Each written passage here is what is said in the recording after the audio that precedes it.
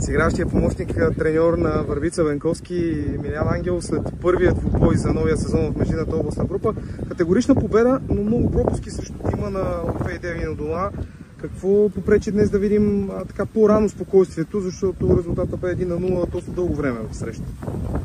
Първоначално влезнахме доста разконцентрирани, не знам защо в матча. В самото начало, първите 15 минути, изтървахме доста положения. До някъде и времето беше много топ, момчета не можаха да покажат темпото, от което искахме ние като цяло да поддържаме.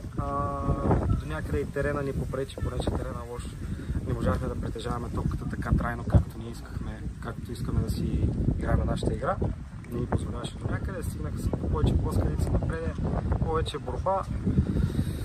Важно е, че спечелихме матча, дали първото, дали второто време няма значение. Един матч се играе 90 минути, така че трите точки са важни. Пропуските също са нещо, върху което така можем да наблегнем. Ясно е, че всичко е страхотно, една супер победа, по-добро начало спрямо миналата кампания, но може би трябва да работите повече върху завършващата фаза или... Абсолютно съм съгласен с теб, че трябва да се работи, както абсолютно всеки един отбор. Абсолютно всеки един отбор, независимо дали на аматьорско, дали на професионално ниво, трябва да се работи върху завършващата фаза. Сега мач с мач не си прилича, някой път нападателите бележат, някой път пропускат, това е част от играта, така че ние продължаваме да си работиме за нас и да продължаваме да си работим по завършването, пък вече и концентрацията и късмета, разбира се, пак. Всичко е важно, комплексно е. Спрямо последния матч с Орфей има ли така някакво подобрение, което да помогне естествено и за повишаването на нивото на Върбица, тъй като съперниците в групата все пак са тези, които определят до някъде начина, по който ще играете за напред и ако се стигне естествено отново до титла и плейофи, което е много напред във времето, да бъдете по-подготвени.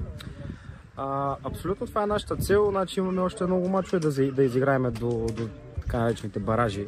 Първо си гледаме първенството, мисля, че имаме доста положителни, доста сме се развили от миналия сезон и от баража конкретно.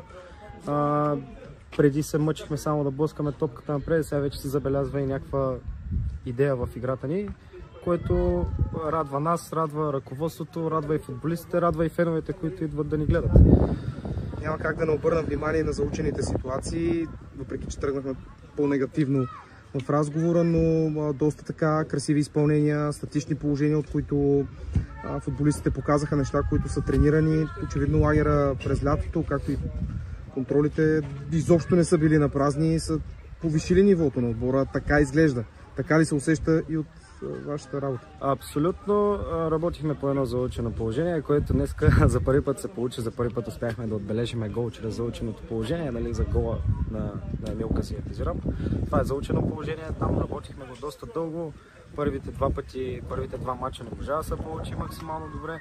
За щастие днеска в първия официален мач от първенството заученото положение се получи, което ни радва всички нас, като от част от треньорския щаб, така и футболисти, че сме научили нещо ново и показваме реално, че играем в футбол.